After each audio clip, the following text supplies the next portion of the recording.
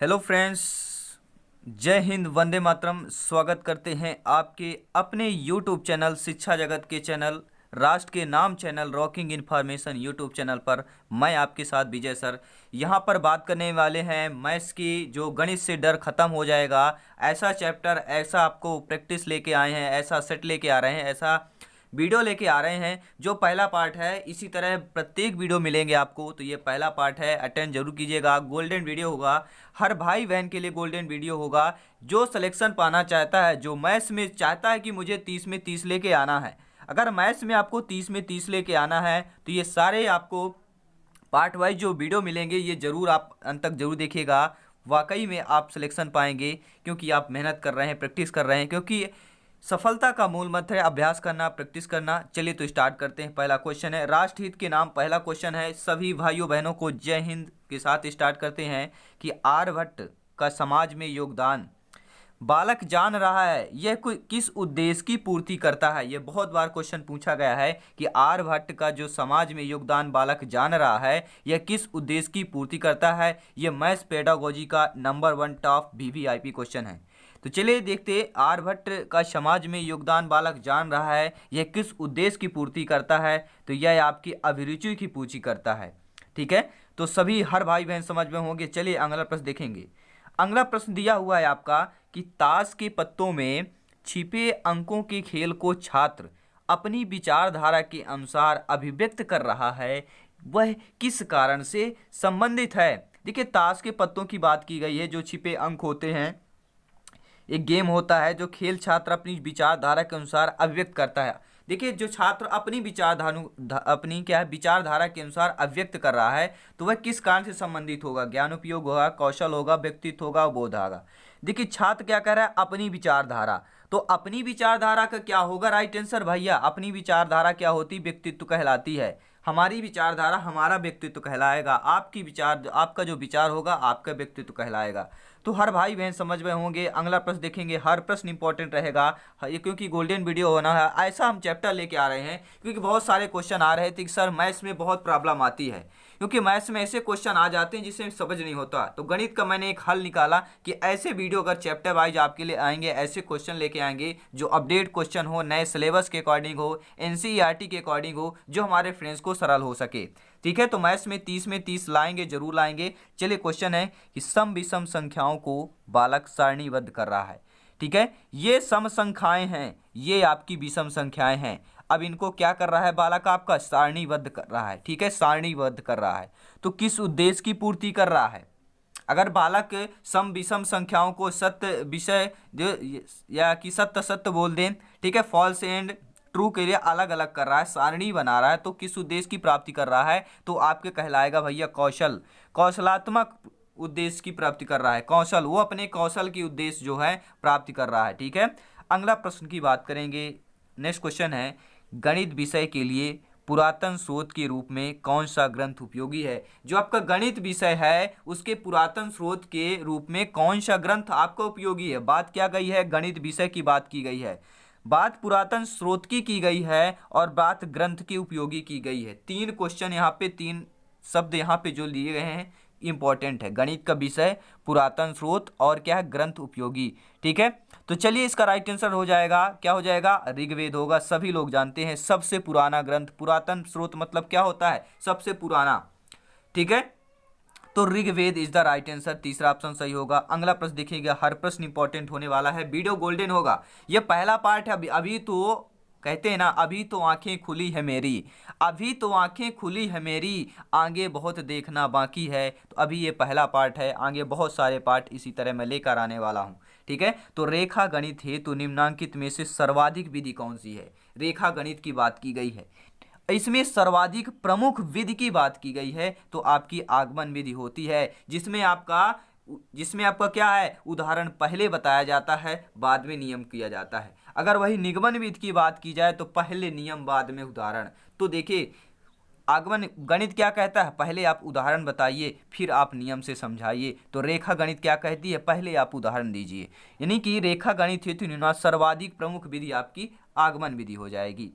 Next question की बात करेंगे कि 10 गीतिका नामक गणितीय ग्रंथ की रचना किसने की। अब बात आ गई 10 गीत का, जिसमें 10 गीत का हो, गणितीय ग्रंथ की ही हो, रचना किसने की है? तो आपके आर्यभट्ट ने की है। अगर एग्जाम में आ जाए कि 10 गीता नामक गणितीय ग्रंथ की रचना किसने की है, तो आपको आर्यभट्ट क्लिक करना है। ठीक है, चलिए अगला प्रश्न देखेंगे फ्रेंड्स। सभी फ्रेंड्स के लिए इनवाइट कीजिएगा, सबका साथ सबका विकास, सभी लोग आ जाइए, लाइन आ जाइए, सभी लोग लाइव आ जाएंगे। ठीक है, क्वेश्चन देखेंगे कि ज्यामिति की समस्याओं का हल ज्ञात करने के लिए निम्नलिखित विधि का प्रयोग अध्यापक को करना चाहिए। अगर ज्यामिति की समस्या आ रही है, उसको हल, ज्यामिति की समस्याओं को हल करने के लिए, ठीक है, निम्नलिखित विधि का प्रयोग अध्यापक को करना चाहिए। यानी कि अगर आपको, आपके बच्चे को, आपके विद्यार्थियों को ज्यामिति की समस्याओं को हल करने में प्रॉब्लम्स आ रही हैं, ठीक है, जियोमेट्री में आपको प्रॉब्लम्स आ रही हैं, तो अध्यापक को क्या करना चाहिए? ऑप्शन में आगमन विधि का उपयोग करना चाहिए, विश्लेषण का, निगमन का, व्याख्या का, किसका करना चाहिए? विश्लेषण विधि का करना चाहिए। ठीक है, नेक्स्ट क्वेश्चन की बात करेंगे।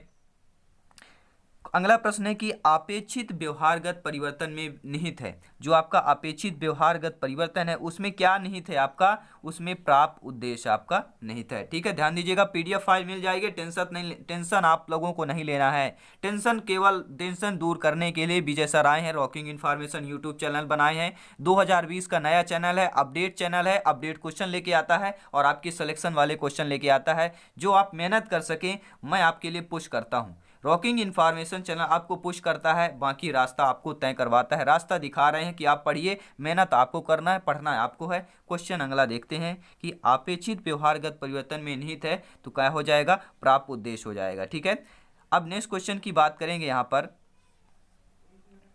अगला प्रश्न यहाँ पे कह रहा है कि शिक्षण के समान उद्देश्य होते हैं। जो शिक्षण होता है उसके समान उद्देश्य क्या होते हैं? तो सभी लोग जानते हैं जो शिक्षण के समान उद्देश्य होते हैं दूरगामी होते हैं।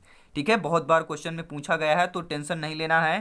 ठीक है, आज ही चैनल को ज्वाइन कर लीजिएगा, अभी जाके बेल आइकन प्रेस कर लीजिएगा, क्योंकि ये नेक्स्ट पार्ट आने वाला वो और घमासान होगा आपके लिए। ठीक है, अभी तो कुछ नहीं है, ये तो केवल बोला ना, अभी तो सुबह हुई है, अभी तो आंखें खोली है, आगे जाके ब्रश मंजन करके अभी तो ब्रेकफास्ट करना है, इसके बाद लंच करेंगे, इसके बाद डिनर करेंगे, तो बहुत सारे वीडियो आएंगे। ठीक है, तो प्राथमिक स्तर पर गणित शिक्षण का महत्व होता है। अब प्राथमिक स्तर है, ठीक है, प्राथमिक स्तर यानी कि 1 से 5 तक की क्लास होती है, उसमें जो गणित शिक्षण का महत्व क्या होता है सभी लोग जानते हैं, व्यवहारिक होता है। क्योंकि उसमें देखिए सांस्कृतिक मानसिक बच्चों को नहीं पढ़ा सकते, ना ही आध्यात्मिक पढ़ा सकते हैं, क्योंकि बच्चों की सोच समझ संकलात्मक शक्ति कौशल शक्ति बहुत ही क्या होती है? वीक होती है। ठीक है, बहुत ही मतलब कहा जाए तो उनको जो कुछ अज्ञानता होता है। अब अज्ञानता में आपको ज्ञान भरना है, तो क्या होगा? व्यवहारिक गणित होगा। व्यवहारिक गणित जैसे व्यवहार के माध्यम से पढ़ाना। ठीक है, जैसे आपके पास 3 कलम है, ठीक है, बच्चों को बताइए आपके पास 3 कलम है, एक कलम आपने मेरे को दे दिया रफ का यहाँ पे क्वेश्चन लिखने के लिए, तो आपके पास टोटल कितनी कलम बची? तो बच्चा बोलेगा 2 कलम बची सर, मेरे पास 3, आपको 1 दे दिया, मेरे पास 2 बची, तो ये आपका व्यवहारिक गणित कहलाता है। ठीक है,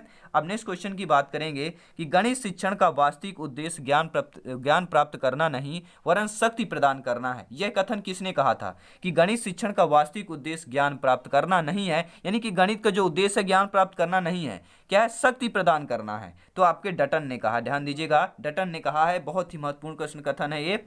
देखिए अगला है कि कुहक गणित ग्रंथ की रचना की, ये बहुत कम पूछा जाता है, अपडेट क्वेश्चन है, नया क्वेश्चन है, याद रखिएगा कि कुहक गणित ग्रंथ की रचना की तो आपके ब्रह्मगुप्त ने की थी। अगर एग्जाम में आ जाए कि कुहक गणित ग्रंथ की रचना किसने की, तो आपके ब्रह्मगुप्त ने की थी, ध्यान दीजिएगा। ठीक है, नेक्स्ट क्वेश्चन की बात करेंगे कि राजस्थान के भीनमाल कस्बे से किस गणितज्ञ का संबंध है। अब राजस्थान के भीनमाल कस्बे का किस गणितज्ञ से संबंध है? तो सभी लोग जानते हैं ब्रह्मगुप्त।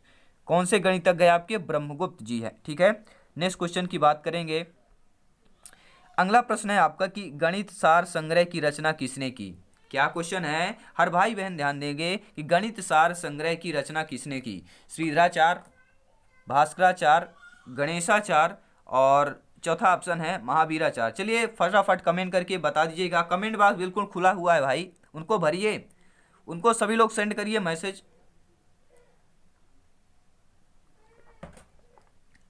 क्या होगा? चलिए राइट आंसर क्या हो जाएगा? गणित सार संग्रह की रचना आपके कहा? महावीराचार्य जी ने किया था। ठीक है, नेक्स्ट क्वेश्चन की बात करेंगे।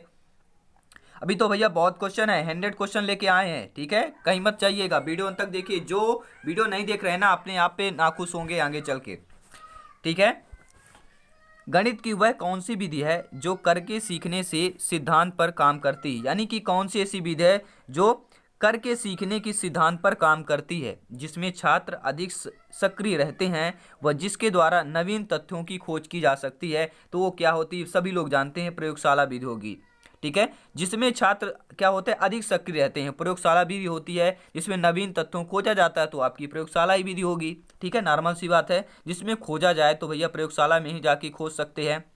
देखिए अगला प्रश्न है, बहुत ही इंपॉर्टेंट प्रश्न है। गणित शिक्षण की वह कौन सी विधि है जिसमें अज्ञात से ज्ञात की ओर चलते हैं। ये देखिए, केवल ये सर्किल समझ जाइए, आंसर आ जाएगा कि गणित शिक्षण की विधि, ये पढ़ने की जरूरत नहीं। अज्ञात से ज्ञात की ओर चलना है, जिसमें खोज करने की प्रवृत्ति को प्रोत्साहन मिलता है। अब गणित शिक्षण में अज्ञात से ज्ञात की ओर किस में चला जाता है, तो सभी लोग जानते हैं जो विश्लेषणात्मक विधि होती है उसमें हम ज्ञात से क्या होता है, अज्ञात से ज्ञात की ओर चलते हैं। किस पर, विश्लेषणात्मक विधि पर। ठीक है, नेक्स्ट क्वेश्चन की बात करेंगे कि किसी खेत का क्षेत्रफल ज्ञात करने के लिए उपयोगी गणित शिक्षण क्या है। बात खेत के क्षेत्रफल की गई है, बात गणित की शिक्षण विधि की बात की गई है, बात उपयोगी गणित शिक्षण की बात की गई है। तो आपका क्रिया विधि हो जाएगा कि किसी खेत का क्षेत्रफल ज्ञात करना है तो कौन सी उपयोगी गणित शिक्षण विधि होगी, तो क्रिया विधि हो जाएगी। अगला प्रश्न है कि अबेकस का प्रयोग छोटी कक्षाओं में किस शिक्षण में प्रभावी होता है, तो गिनती सिखाने में प्रभावी होता है। नेक्स्ट क्वेश्चन की बात करेंगे कि आप वृत्त की परिधि ज्ञात करने के लिए किस शिक्षण विधि का प्रयोग में लाएंगे, तो आपका निगमन में लाएंगे। पहले क्या करेंगे, नियम बताएंगे कि वृत्त पर क्या नियम होता है, फिर इसके बाद क्या है, उस पर उदाहरण देंगे, उसको समझाएंगे। ठीक है, आप वृत्त की परिधि निकालने के लिए, अगर ये सर्किल है, वृत्त की परिधि निकालेंगे तो पहले उनको बताएंगे कि वृत्त की परिधि क्या होती है। ठीक है, वृत्त की परिधि का नियम बताएंगे उसको, फिर इसके बाद त्रिज्या, व्यास, ये सारी चीजें बताएंगे, तो पहले निगमन विधि हो जाएगा। नेक्स्ट क्वेश्चन की बात करेंगे कि रेखा गणित का संबंध है, तो रेखा गणित का संबंध जो होता है वो आपके प्रसार व विस्तार से होता है। ठीक है, प्रसार व विस्तार से होता है। चलिए नेक्स्ट क्वेश्चन की ला रहे हैं। देखिए पार्ट 2 में सभी को कंबाइन करके आए हैं कि टोटल 100 क्वेश्चन दे देते हैं। ठीक है, हर भाई बहन पढ़ते रहेंगे, पीडीएफ फाइल भी मिल जाएगी, लिंक डिस्क्रिप्शन में दे दिया जाएगा। चाहे टेलीग्राम ज्वाइन कर सकते हैं या आप व्हाट्सएप ग्रुप ज्वाइन कर सकते हैं, दोनों में हम पीडीएफ फाइल प्रोवाइड करवा देते हैं। ठीक है, क्वेश्चन है कि साधारणतः एक फिल्म स्ट्रिप में कितने फ्रेम होते हैं। देखिए यहाँ पे इस फिल्म स्ट्रिप की बात की गई है, स्ट्रिप में कितने फ्रेम होते हैं, तो सभी लोग ध्यान रखिएगा, बहुत ही बार एग्जाम में पूछा जाता है कि 20 से 30 फ्रेम होते हैं। एक फिल्म में स्ट्रिप में कितने फ्रेम होते हैं, 20 से 30 फ्रेम होते हैं, ध्यान दीजिएगा, बहुत इंपॉर्टेंट क्वेश्चन है। नेक्स्ट क्वेश्चन है कि गणित सभ्यता और संस्कृत का दर्पण है, यह कथन किसने कहा है। ये काफ़ी बार इंपॉर्टेंट है, रिपीटेड क्वेश्चन है, वीवीआईपी क्वेश्चन है, काफ़ी बार आता रहता है कि गणित जो सभ्यता है, संस्कृत का दर्पण है, वह हागबेन ने कहा था। हागबेन जी ने कहे थे कि गणित जो है अब हमारी सभ्यता और संस्कृत का दर्पण है, किसने, हागबेन ने कहा था। अगला क्वेश्चन है प्राथमिक स्तर पर गणित का क्या महत्व है। प्राथमिक स्तर पर गणित का महत्व है, ये देखिए यहाँ पे मानसिक दे दिया गया है। ठीक है, वहाँ पे देखिए पिछले क्वेश्चन में कुछ दूसरा ऑप्शन था। ठीक है, कुछ और ऑप्शन था, लेकिन यहाँ पे प्राथमिक स्तर गणित का महत्व की बात की गई है तो मानसिक होता है। ठीक है, वहाँ पे व्यवहारिक गणित का उपयोग ज़्यादा, उद्देश्य की बात की गई थी। ठीक है, सबसे ज़्यादा उपयोग क्या है आपके, उपयोगी होती है प्राथमिक स्तर पर व्यवहारिक गणित उपयोगी होती है, लेकिन महत्व की जहाँ पर बात है तो मानसिक हो जाएगा। नेक्स्ट क्वेश्चन की बात करेंगे कि त्रिभुज की रचना हेतु आवश्यक उपकरण सामग्री, आवश्यक उपकरण या सामग्री क्या होना चाहिए। त्रिभुज की रचना करना है, ये सब ये आपका, ठीक है, ट्रेंगल बन गया। ट्रेंगल यानी त्रिभुज होता है तो क्या होना चाहिए, देखिए कंपास की जरूरत भी पड़ेगी, पैमाना की जरूरत पड़ेगी। पैमाना जिसे हम पटली बोलते हैं, ऐसे पटली होती है, ऐसे रेखाएं होती, वो पैमाना कहलाता है। और पेंसिल हमारे लाइन खींचने की जरूरत पड़ेगी, यानी कि आपकी उपर्युक्त सभी हो जाएगा। नेक्स्ट क्वेश्चन की बात करेंगे कि मूल्यांकन का निकटतम संबंध होता है। बात की गई है मूल्यांकन के निकटतम संबंध की, तो आपके क्या उद्देश्यों से होता है। नेक्स्ट क्वेश्चन है कि उपलब्धि परीक्षण व नैदानिक परीक्षण में क्या अंतर है, तो हर भाई बहन समझ लें, केवल उद्देश्यों का अंतर है। ठीक है, उपलब्ध परीक्षण और जो नैदानिक परीक्षण होता है वह उसमें केवल उद्देश्यों को अंतर है, उद्देश्यों का अंतर है। अगला प्रश्न है कि मनुष्य के जीवन में गतिविधियों में गणित का सर्वाधिक उपयोग होता है, यानी आपके और हमारे जीवन में जो है गतिविधियों में गणित का जो सर्वाधिक उपयोग होता है वह कौन होता है। सभी लोग जानते हैं सामाजिक और आर्थिक दोनों में होता है। समाज में भी गणित का उपयोग होता है और आर्थिक में क्या होता है, आर्थिक में भी गणित का उपयोग होता है गणित के जीवन में। तो हमारी हमारी मानव का जीवन है, ठीक है, चर्चित जीवन है, पारिवारिक जीवन है, सामाजिक जीवन है, तो यहाँ पर गणित का सर्वाधिक उपयोग दोनों में होता है, समाज में भी होता है और आपके आर्थिक में भी होता है। तो ए व बी तीनों दोनों हो जाएगा, यानी ए व बी। देख, सांस्कृतिक में हमारा कुछ नहीं होता, रीति रिवाज में यहाँ पे गणित का प्रयोग नहीं होता है, ठीक है, ध्यान दीजिएगा। तो आपका सामाजिक और आर्थिक दोनों हो जाएगा। नेक्स्ट क्वेश्चन है कि कौन सा कार्य अध्यापक से संबंधित नहीं है। अब देखिए वेरी इंटरेस्टेड क्वेश्चन आ गया, अपडेट क्वेश्चन आ गया कि कौन सा ऐसा कार्य है कि अध्यापक से संबंधित ही नहीं है, संबंधित ही नहीं है। तो सभी लोग जानते हैं बजट बनाना अध्यापक का कार्य नहीं है, योजना बनाना है, मार्गदर्शन करना है, शिक्षण करना है, तीन चीजें हैं, लेकिन बजट बनाना अध्यापक का कार्य नहीं है। अगला प्रश्न की बात करेंगे। अगला प्रश्न है कि सर्वाधिक प्रभावशाली शिक्षण सामग्री क्या है। जो आपकी सर्वाधिक प्रभावशाली शिक्षण सामग्री होती है वह होता है प्रत्यक्ष अनुभव। किसी भी चीज को प्रत्यक्ष अनुभव करना वह सर्वाधिक प्रभावशाली शिक्षण कहलाता है, ठीक। अगर जाकर यहाँ पे अगर आप प्रत्यक्ष अनुभव करेंगे तो वाकई में सिलेक्शन पाएंगे, क्योंकि आप मेहनत कर रहे हैं, हर भाई बहन मेहनत कर रहा है, बहन सभी बहनें मेहनत कर रही हैं। तो यहाँ पे देखिए PDF फाइल भी हम आपको दे रहे हैं, फ्री ऑफ कॉस्ट है पूरा, हम कोई भी 1 रुपया पैसा नहीं लेते हैं, क्योंकि हम राष्ट्रहित में चैनल है, राष्ट्रहित के नाम चैनल कर रहे हैं। रॉकिंग इन्फॉर्मेशन चैनल आपका परिवार है, हमारा परिवार है, सबका परिवार है, इस परिवार को बड़ा करना आपका दायित्व है। अगला प्रश्न है कि वस्तुनिष्ठ से जो परीक्षण की सर्वाधिक महत्वपूर्ण विशेषता क्या होती है। बात की गई है वस्तुनिष्ठ परीक्षण की सर्वाधिक महत्वपूर्ण विशेषता, तो आपकी हो जाएगी वैधता, ठीक है। जो वस्तुनिष्ठ परीक्षण की सर्वाधिक महत्वपूर्ण होती है वैधता होती है, क्योंकि यहाँ पे अगर हम सही कर रहे हैं तो सही होगा, वैध हमें मिलेगा, ठीक है। तो अगर हमारा ऑप्शन सही है तो वाकई में हमारे नंबर पक्का मिलेगा, ठीक है, इसमें कंफ्यूजन नहीं रहता है। अगला प्रश्न है कि गणित की सभी विज्ञानों का द्वारा या गणित की सभी विद्वानों का द्वार या कुंजी है। यहाँ पे देखिए थोड़ा मिसअंडरस्टैंडिंग शब्द में किया गया है कि जो गणित है सभी विज्ञानों का द्वार एवं कुंजी है। द्वारा यहाँ नहीं पे, यहाँ पे द्वार होना चाहिए, ठीक है, द्वार, ये द्वार होना चाहिए, यानी गणित जो है सभी विज्ञानों का द्वार एवं कुंजी है। यह शब्द कहा है, ये शब्द किसने कहा है, तो रोजर बेकर ने कहा है कि जो गणित है वह विज्ञान और द्वार की कुंजी है, ठीक है।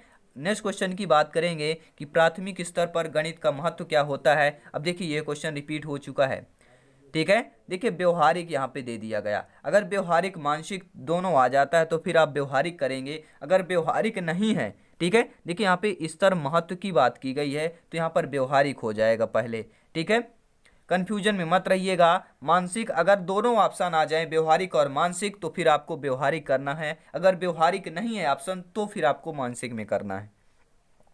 देखिए ऑप्शन देखेंगे, क्वेश्चन पढ़ रहा है, क्वेश्चन पढ़ेंगे कि समान से विशिष्ट का सिद्धांत निम्न में से किसमें प्रयोग होता है। समान से विशिष्ट की बात की गई है तो सभी लोग जानते हैं समान से विशिष्ट होता है निगमन विधि में होता है, ठीक है। तो नेक्स्ट क्वेश्चन देख लेते हैं। अगला प्रश्न है आपका कि गणित के अध्ययन से एक बच्चे में किस गुण का विकास होता है। गणित के अध्ययन से एक बच्चे में किस गुण का विकास होता है। आत्मविश्वास का भी होता है, तार्किक सोच का भी होता है और विश्लेषिक सोच का भी होता है, ठीक है। अगला प्रश्न है कि गणित में किस विधि में हम प्रायः सूत्र तथा नियमों की सहायता लेते हैं। यानी गणित की आपकी ऐसी कौन सी विधि है जिसमें हम सूत्र तथा नियमों की सहायता लेते हैं, तो आपका निगमन विधि है, ठीक है, जिसमें सूत्र और नियम दोनों की सहायता लेते हैं, आपके निगमन विधि में लेते हैं। अगला प्रश्न है कि छोटी कक्षाओं में गणित विषय में रुचि उत्पन्न करने के लिए पढ़ने का तरीका होना चाहिए। यानी जो छोटी कक्षाएं होती हैं गणित विषय में रुचि उत्पन्न करना है, उनमें पढ़ने का तरीका कैसा होना चाहिए, तो उसमें पढ़ने का तरीका जो होना चाहिए आपका क्या होना चाहिए, मनोरंजक एवं खेल संबंधी होने चाहिए, ठीक है। नेक्स्ट क्वेश्चन है कि निम्न में से किसमें गणित विषय का प्रयोग स्पष्ट रूप से नहीं हो रहा है। देखिए लाभ हानि में हो रहा है, सब्जियां खरीदने में उधार लेना, ये क्वेश्चन बहुत बार पूछा गया है, ठीक है। ये क्वेश्चन आपने अगर एग्जाम दिया होगा ये क्वेश्चन बहुत बार आता है। साइकिल चलाना जो है आपका, इसमें गणित विषय का प्रयोग स्पष्ट रूप से नहीं हो रहा है, ठीक है। अगला क्वेश्चन है कि यदि एक विद्यार्थी गणित विषय कई बार अनुत्तीर्ण हो जाता है तो यह जानने के लिए कि गणित की किस विशेष शाखा में वह कमजोर है, निम्नलिखित में से किस विधि में प्रयोग लाएंगे, तो आपका उपचारात्मक तरीका लाएंगे, ठीक है। अगला प्रश्न की बात करेंगे कि छात्र जो हैं गणितीय गणना में गति प्राप्त करते हैं। छात्र गणितीय गणना में गति प्राप्त करते हैं तो किसके द्वारा? अभ्यास और प्रैक्टिस के द्वारा। अगर आप अभ्यास और प्रैक्टिस करते रहेंगे, डेली वीडियो देखते रहेंगे, सारे प्रैक्टिस सेट अटेंड कर लेंगे तो वाकई में सिलेक्शन पाएंगे। क्योंकि ये आपका शिक्षण शास्त्र गलत नहीं कह सकता कि छात्र जो है गणितीय गणना में गति प्राप्त करना है तो अभ्यास करना पड़ेगा, अभ्यास करना पड़ेगा, प्रैक्टिस करना पड़ेगा। ठीक है। अगला प्रश्न है कि गणित की प्रकृति एवं संरचना में निम्न विशेषता नहीं है। जो गणित की प्रकृति और संरचना में क्या विशेषता नहीं है? तो देखिए मैं बता दूं आपको, गणित की सभी शाखाओं का मूलभूत आधार समुच्चय सिद्धांत भाषा है, यह विशेषता आपकी नहीं है। बाकी गणित की भाषा सांकेतिक है, गणित के निष्कर्ष निश्चित एवं तर्कसंगत होते हैं, गणित की विषय वस्तु में सामंजस्यता होती है। तो कौन सा नहीं है? बी सेकंड ऑप्शन नहीं होगा, बाकी फर्स्ट थर्ड फोर्थ आपके होंगे। अगला प्रश्न, नेक्स्ट क्वेश्चन देखेंगे यहाँ पर कि गणित सभी विज्ञानों का सिंह द्वार व कुंजी है, किस विचार किसका है? देखिए कभी बार आ जाता है विज्ञानों का द्वार एवं कुंजी है, कभी पूछ लिया जाएगा सिंह द्वार व कुंजी है, तो सिंह द्वार भी कुंजी भी काफ़ी क्वेश्चन में पूछा गया है, तो आपके रोजर बेकन ही होंगे, कन्फ्यूजन नहीं होना है आपको। ठीक है। अगला प्रश्न है कि जो वृत्त की परिधि तथा व्यास में संबंध ज्ञात करने के लिए किस विधि का प्रयोग उपयुक्त होता है? वृत्त की परिधि और तथा व्यास में संबंध ज्ञात करने के लिए आपकी प्रयोगशाला विधि सबसे उपयोग होता है। ठीक है। अगर यहाँ पे वृत्त की परिधि पर ज्ञात करना होता तो आपका क्या है? संश्लेषण विधि हो जाता, विश्लेषण विधि होता। ठीक है। लेकिन यहाँ पर वृत्त की परिधि और व्यास के संबंध ज्ञात करना है तो आपका प्रयोगशाला विधि हो जाएगा। ठीक है। प्रयोगशाला में जाएंगे, प्रयोगशाला विधि होगा। ठीक है। नेक्स्ट क्वेश्चन देखते हैं, यहाँ पर ज़्यादा डिटेल में नहीं जाएंगे क्योंकि वीडियो काफ़ी लंबा हो जाता है। माध्यमिक स्तर पर अंक गणित शिक्षण विधि है, जो माध्यमिक स्तर पर अंक गणित की शिक्षण विधि होती है वह कैसी होती है? तो सभी लोग बता दूं, वो होती है आगमन निगमन विधि। ठीक है। माध्यमिक स्तर सभी लोग जानते हैं। ठीक है। यानी कि 6 to 8 क्लास माध्यमिक स्तर कहलाता है। तो अंकगणित शिक्षण विधि में आगमन निगमन दोनों विधियां होती हैं, क्योंकि इस पर बच्चे समझने लगते हैं, तर्क वितर्क करने लगते हैं। ठीक है। क्वेश्चन है, पाठ्यक्रम निर्माण के सिद्धांत कौन है? तो पाठ्यक्रम निर्माण के जो सिद्धांत है आपके समन्वय व सुसंगठिता का सिद्धांत। ठीक है। उपयोगिता व जीवन से संबद्धता का सिद्धांत, क्रियाशीलता व परिवर्तनशीलता का सिद्धांत। तो आपके तीनों सिद्धांत है। चलिए नेक्स्ट क्वेश्चन बात करेंगे। हर भाई बहन के लिए यहाँ पे जय हिंद वंदे मातरम, सभी के लिए हर भाई बहन को यहाँ पे वेलकम है, स्वागत है। अगला प्रश्न देखेंगे। अगर आप वीडियो अंत तक देख रहे हैं तो बहुत ही ज़्यादा आप इम्पोर्टेंट होगा आपके लिए, तभी देख रहे हैं। और तो सभी से विनती कर रहा हूँ इसके सभी पार्ट देखिएगा, फिर बाद में मत कहिएगा बाद में हमारा दोष, मैं अपने आप के ऊपर दोष नहीं ले सकता। मैं आपको 100% आपको सिलेबस करवाने वाला हूँ। ठीक है। सिलेबस वही एक ही होता है, सिलेबस सभी का एक होता है, केवल क्वेश्चन क्रिएट करने का तरीका अपने अपने स्टेट का होता है। ठीक है। अपने अपने स्टेट के लेवल का होता है, क्वेश्चन सिलेबस सभी के सेम होते हैं। देखिए कभी कभी ऐसे क्वेश्चन आ जाते हैं कि बोलेंगे सर आउट ऑफ सिलेबस आया है। भैया आउट ऑफ सिलेबस नहीं आता हो, शिक्षण शास्त्र ही क्वेश्चन आते हैं, क्रिएट होते हैं। वही बताया, अपने अपने स्टेट का लेवल होता है, कभी दूसरे स्टेट के दूसरे में पूछ लिए जाते हैं, कभी दूसरे का दूसरे में पूछ लिया जाता है। ठीक है। इसमें केवल 2 या 4 से 5 नंबर का स्टेट में आता है, जिसमें आपके राज्य स्तरीय को जीके जनरल नॉलेज जैसे पूछ लिए जाते हैं, उसमें कन्फ्यूजन होता है। बाकी सभी सेम है, C TET, MP TET, UP TET, REET, जितने भी एग्जाम दे रहे हो कन्फ्यूजन नहीं होना, चाहे केवीएस, चाहे शिक्षा खंड अधिकारी का हो, चाहे एमपीटीटी, संविदा वर्ग 1 2 3 सभी का दे रहे हो, केवीएस सभी के लिए इंपॉर्टेंट है। यूपी टेट की बात करें। ठीक है। देखिए क्वेश्चन देखेंगे, हासिल का या हाथ का लगना संप्रत्यय के गणित में सर्वप्रथम देने वाला कौन था? यानी जो हासिल, हाथ का लगना संप्रत्यय में गणित में सर्वप्रथम देने वाला वो आपके श्रीधर थे। ध्यान दीजिएगा, बहुत बार पूछा गया, श्रीधर थे। ठीक है। नेक्स्ट क्वेश्चन आपका यहाँ पर दिया गया है कि छात्र जो है वृत्त तथा गोले में तुलना करता है। तुलना किस में कर रहा है? छात्र वृत्त और गोले में कर रहा है, तो वह किस उद्देश्य की पूर्ति कर रहा है? अगर छात्र वृत्त और गोले में, देखिए वृत्त कैसा होता है? सर्किलाकार होता है। गोला कैसे होता है? गोलाकार, उसी टाइप होता है। अगर इसमें तुलना किया जाए, ठीक है, दोनों में आपस में क्या छात्र तुलना कर रहा है, तो वह क्या कर रहा है? अवबोध कर रहा है। ठीक है। अवबोधनात्मक हो जाएगा, उसमें अवबोध कर रहा है। ठीक है। नेक्स्ट क्वेश्चन की बात करेंगे कि एक अध्यापक गणित शिक्षण में अवरोही क्रम अनुसरण कर रहा है। यानी एक अध्यापक है गणित शिक्षण में अवरोही क्रम का अनुसरण कर रहा है, तो वह किस विधि का प्रेरित कर रहा है? ठीक है। तो सभी लोग जानते होंगे निगमन विधि का प्रेरित कर रहा है। ठीक है। अवरोही अगर आ गया तो निगमन विधि होगा। ठीक है। ध्यान दीजिएगा, आरोही और अवरोही। ठीक है। आरोही होता है, देखिए छोटे से बड़ा बड़ा आरोही होता है। ठीक है। अवरोही मतलब होता है बड़ा, फिर छोटा, फिर छोटा, फिर छोटा, फिर छोटा, फिर छोटा, फिर छोटा, अवरोही, ठीक है ना, विरोधात्मक कहला जाता है ये, ठीक है। तो सभी लोग समझ गए होंगे। नेक्स्ट क्वेश्चन की बात करते हैं। अगला प्रश्न यहाँ पे दिया गया है कि प्रयोगशाला विधि किस विधि का विस्तृत रूप है। जो प्रयोगशाला विधि है आपकी, वह कौन सी विधि का विस्तृत रूप है? वो तो आपके आगमन विधि का विस्तृत रूप है, क्योंकि यहाँ पर पहले उदाहरण दिए जाते हैं, ठीक है। आगमन विधि का विस्तृत रूप होगा। क्वेश्चन की बात करेंगे नेक्स्ट क्वेश्चन की, किसी खेत का क्षेत्रफल का ज्ञान कराने में सहायक विधि है। अगर मान लीजिए आपको खेत का क्षेत्रफल ज्ञान करना है, ठीक है, निकालना है, तो उसमें सहायक विधि आपकी कौन सी होगी? तो क्रिया विधि होगी, ठीक है। एक क्वेश्चन है पहले हम लिया था मैंने दो तीन नंबर क्वेश्चन पे, ठीक है, कि खेत से संबंधित, उसमें भी क्रिया विधि था, लेकिन यहाँ पे क्वेश्चन चेंज किया गया है, ठीक है। क्रिएटिव क्वेश्चन है, अपडेट क्वेश्चन है यहाँ पर, ठीक है। क्वेश्चन अगला प्रश्न है कि किसी वृत्त की परिधि व व्यास में संबंध स्थापित करना, इसमें कौन सी विधि सहायक होगी? वृत्त की परिधि और व्यास में संबंध दिखाना है, ठीक है। एक क्वेश्चन वृत्त और परिधि से आता है, तो ऐसे भी आपके पूछा जा सकता है, ठीक है। तो आपको बता दूं प्रयोगात्मक विधि होगा, ठीक है।